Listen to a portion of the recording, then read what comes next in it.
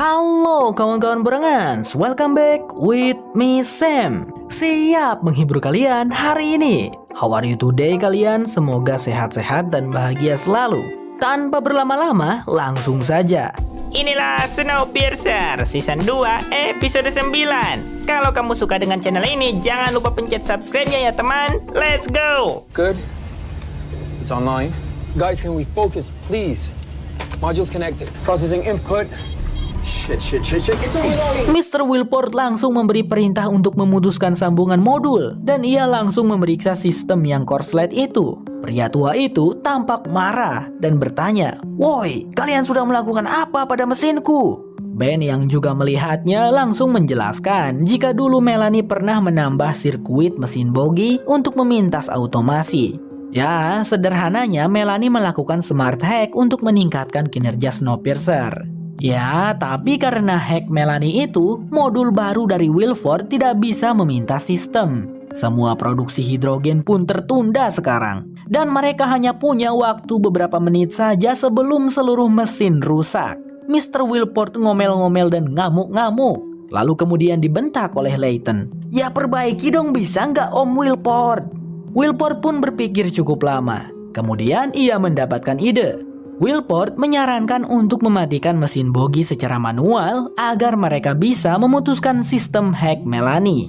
Dan ketika mesin bogi mati, Big Alice akan ditugaskan untuk mendorong kereta Snowpiercer. Nah, setelah modul harmonik dipasang dengan baik dan normal, mereka akan menyalakan ulang mesin bogi. Meskipun ada kemungkinan mesin bogi tidak akan menyala lagi. Tapi hanya ini satu-satunya cara.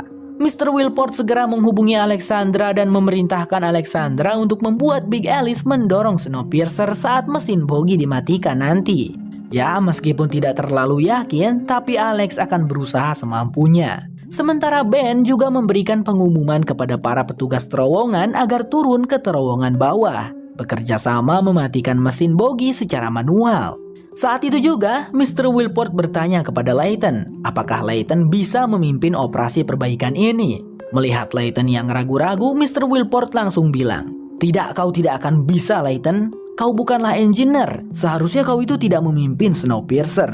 Begitu ucap pria tua itu yang langsung memulai operasi perbaikan. Tahap pertama, petugas terowongan mematikan mesin bogi secara manual hingga mesin bogi kereta Snowpiercer mati seketika. Di saat itu bisa kita lihat bagaimana kemampuan Mr. Wilport mengotak-atik kubal kabel, tumbal tombol dan sebagainya, membuat Bang Layton kita langsung merasa insecure. Lalu setelah hack Melanie dilepas dan modul harmonik dipasang dengan normal, Mr. Wilport sendiri yang memberi aba-aba pada para petugas keretakan untuk memulai menyalakan ulang mesin bogi secara manual. Dan Alexandra di belakang sana membantu mendorong. Restart systems now.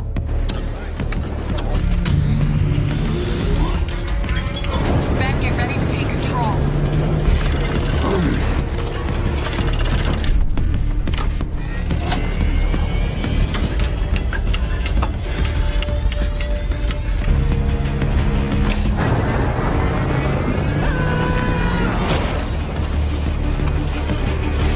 Tentu saja setelah Snowpiercer kembali melaju dengan sempurna dan apalagi mereka mendengar suara Mr. Wilport dari ruang engine, para masyarakat Snowpiercer pun langsung bersorak senang gembira meneriakkan nama Mr. Wilport, Mr. Wilport, Mr. Wilport. Layton pun mundur tanpa diminta. Dalam batinnya, Layton menangis. Apalah daya aku ini hanyalah Bang Layton orang biasa." Ben tampak sedih tapi berusaha menguatkan Layton. Dan Layton pun menyalakan suar untuk memberitahu rekan-rekannya tentang kekalahan dirinya dalam peperangan politik yang menegangkan ini. Semua rekan-rekan Layton tampak sangat bersedih. Bastille, Zara, Pak Rossi, dan juga Ruthie. Yang padahal awalnya Ruthie sangat mendukung Mr. Wilport. Jujur sih guys, di sini nih saya merasa ikutan sedih.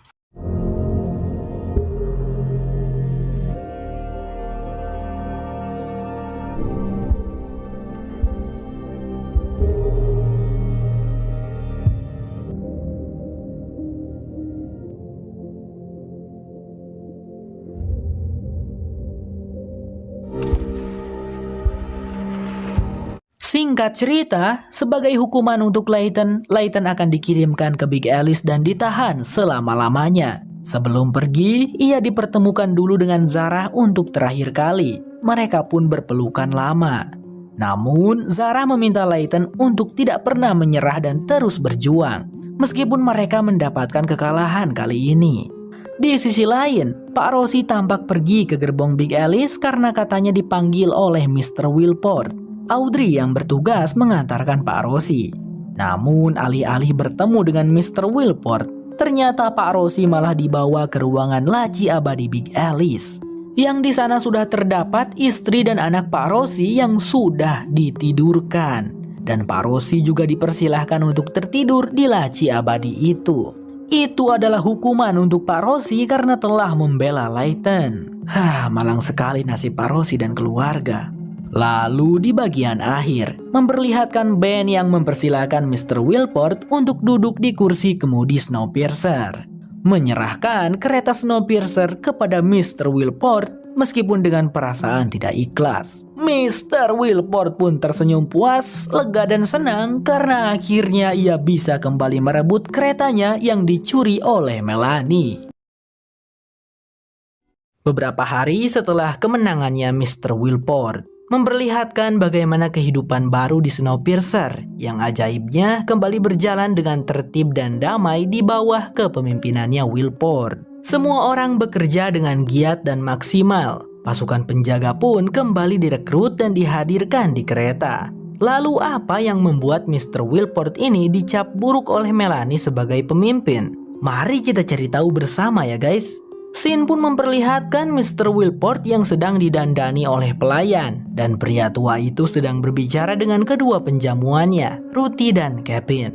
Ada satu hal yang harus dibereskan. Mr. Wilport ingin agar para penduduk Snowpiercer diatur kembali sesuai kelas gerbongnya masing-masing. Dan untuk pesta yang akan diadakan malam ini, Mr. Wilport akan mengundang makan malam tamu spesial yang dipilih secara acak, ucapnya. Mungkin kalian sedang bertanya-tanya di manakah Babang Layton kita, karena waktu itu katanya dikirim ke Big Alice. Ternyata Layton dikirimkan ke tempat pembuangan kotoran orang-orang Big Alice. Ya, semua toilet yang ada di kereta Big Alice itu terhubung dan terbuang ke tempat pembuangan tersebut. Dan di situ Layton dipaksa bertugas mengurus kotoran-kotoran itu menjadi kompos. Terbayangkan betapa wanginya. Semua aktivitas Layton juga harus dilakukan di sana, termasuk tidur dan juga makan. Layton harus makan sambil mencium semua aroma di sana, dan makanannya Layton pun kembali menjadi jeli hitam keras yang tidak enak itu. Tetapi Layton tidak berdiam diri saja, ia mempersiapkan sesuatu. Karena yang terbuang ke kloset tidak murni semuanya kotoran, Layton pun harus menyaringnya terlebih dahulu agar benda-benda asing lainnya bisa disingkirkan. Memang menjijikkan, tapi karena hal itu, Layton jadi bisa mengumpulkan benda-benda berguna atau tajam, yang kemudian ia simpan di dalam ventilasi udara. Di ruang engine Snowpiercer, Jappy sedang berpamitan dengan Ben, karena mereka berdua akan dipisah tugas. Jappy akan bertugas di ruang engine Big Alice, sementara Ben tetap di sini. Ben mewanti-wanti agar mereka tetap merahasiakan tentang Melanie yang putus kontak dengan mereka. Karena jika Mr. Wilport sampai tahu, pasti pria tua itu akan menggagalkan penjemputan Melanie. ¿Y tú? Vienes conmigo.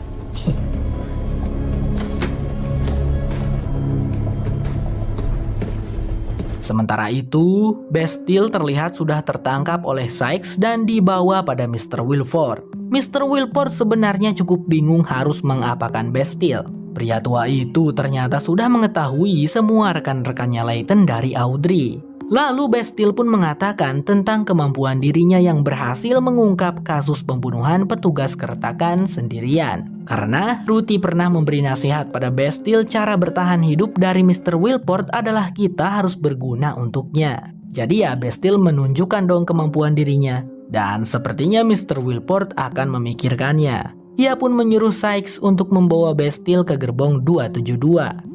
Sementara itu, Kevin juga terlihat sedang menuntun Ruthie menuju ke gerbong 272. Saat melihat Winnie kecil, Kevin juga mengajak anak itu. Ruthie heran ada apa sih di gerbong 272. Setahu Ruthie gerbong itu sudah ditutup. Lalu singkat cerita mereka pun sampai. Ternyata di gerbong 272 telah direnovasi dan dirombak oleh Mr. Wilport menjadi tempat wahana bermain. Wow, mengagumkan. Di sana sudah ada Ben, Bastille, Alexandra, dan LJ. They'll be here in a jiff. Grand opening is tonight.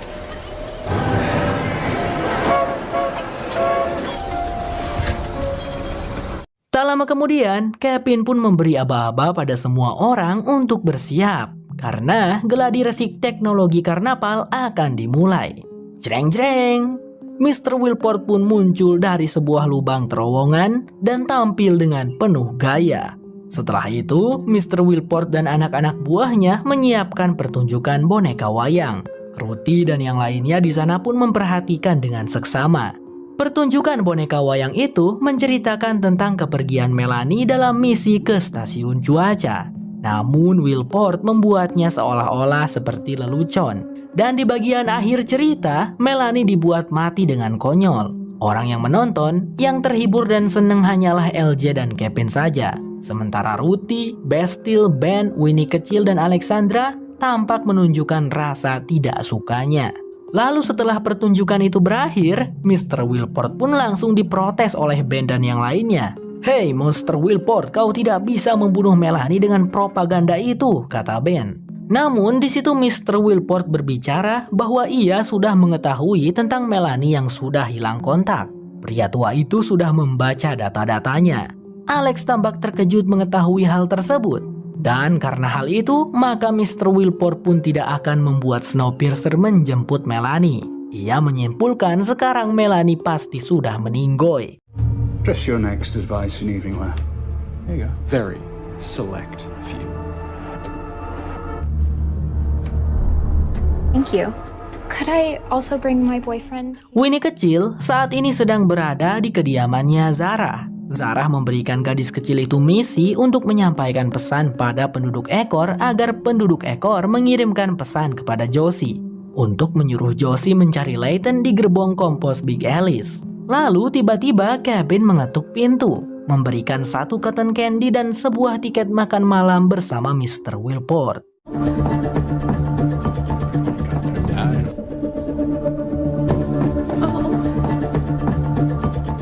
Di lab Big Alice, Josie tampak marah-marah pada kedua Dr. Hedwood karena menurutnya Dr. Hedwood sudah melakukan pencangkokan jaringan sintetis pada tubuhnya tanpa seizin Josie. Josie tidak sudi untuk menjadi the next Bob S. Tetapi Dr. Hedwood menjelaskan kalau Josie jauh lebih istimewa daripada Bob S. Dan dokter itu bertanya, "Rasanya bagaimana saat menaruh tanganmu di luar? Rasanya menyenangkan, bukan?"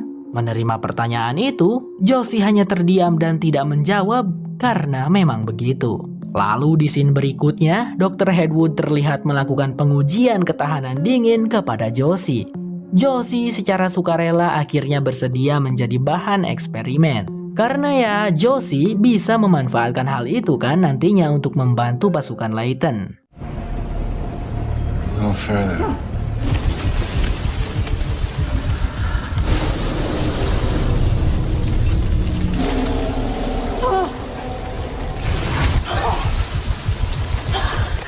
Singkat cerita, pada malam harinya diadakanlah karnaval di gerbong 272 yang dihadiri oleh para penduduk Snowpiercer. Namun sayangnya tidak diperlihatkan ya scene-nya.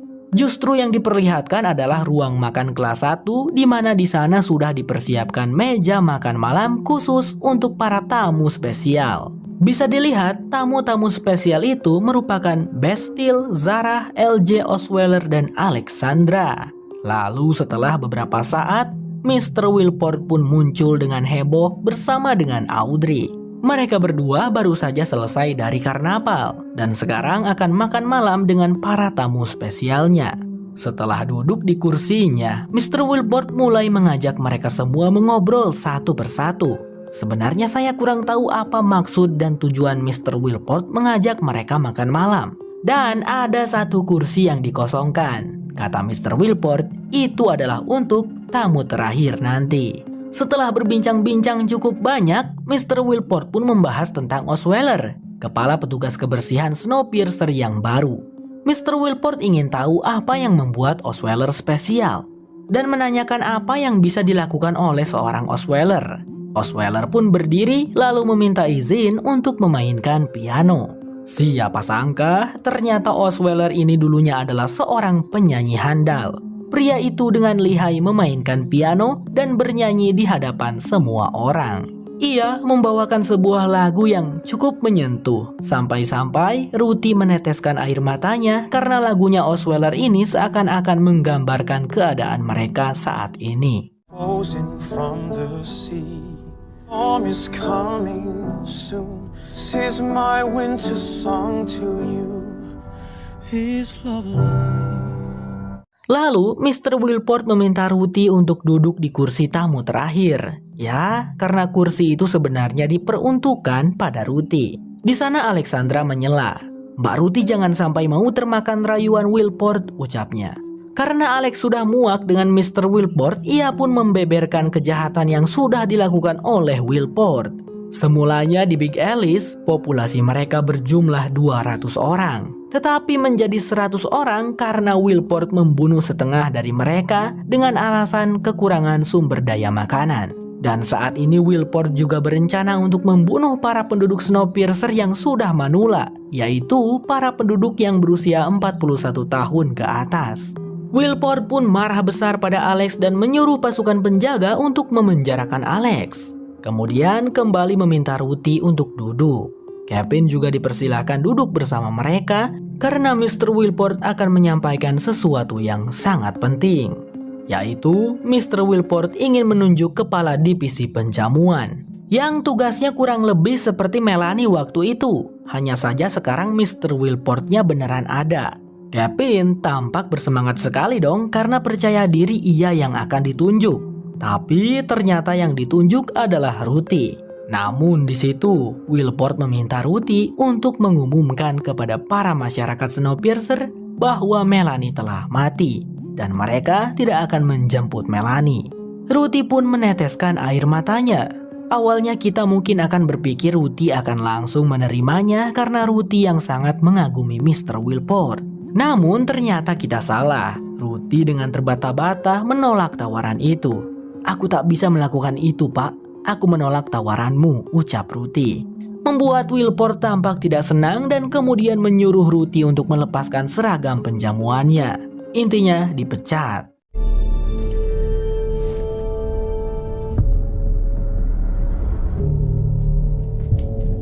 Beralih pada Layton yang sedang tertidur di gerbong kompos, lalu ia terbangunkan oleh suara Josie yang memanggilnya. Untungnya Josie diizinkan untuk menemui Layton dan berbicara dengannya, meskipun hanya diizinkan selama 1 menit.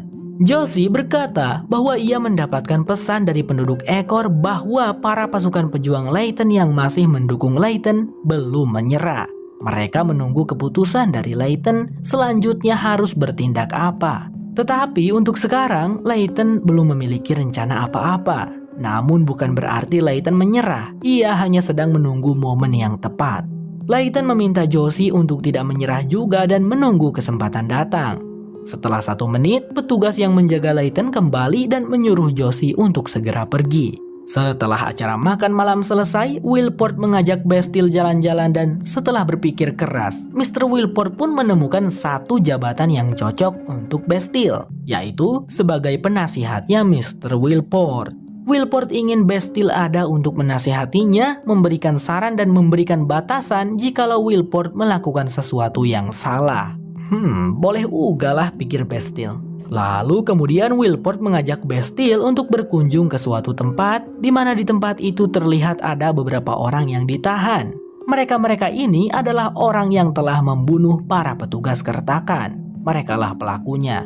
Anehnya Mr. Wilport meskipun itu atas perintah darinya, namun Mr. Wilport akan menghukum mati antek-anteknya itu, bukannya diapresiasi gitu. Wilport berkata ini adalah untuk keadilan. Lalu Bastille menyanggah, keadilan itu bukan seperti ini, Port. Jika ingin keadilan, maka kita harus mengadakan persidangan yang adil untuk mereka. Sebagai penasehatmu, aku memberi saran jangan lakukan ini, Port, kata Bastille panjang lebar. Mr. Wilport menjawab, baiklah, karena kau adalah penasihatku, aku tak akan melakukannya. Namun, omongan Mr. Wilport begini, tindakannya malah begitu. Terlihat dia tanpa ragu-ragu langsung mengeksekusi orang-orang itu dengan cara membuat mereka bernapas dengan udara dingin di luar, membuat paru-paru mereka itu membeku. Bastille terlihat sangat tidak tahan melihat orang-orang itu menderita, lalu mati seketika. I advise you. This just tidies it all up. Well, everyone does. Scene pun memperlihatkan bagaimana Ruthie dibawa oleh dua penjaga menuju ke gerbong belakang untuk ditahan.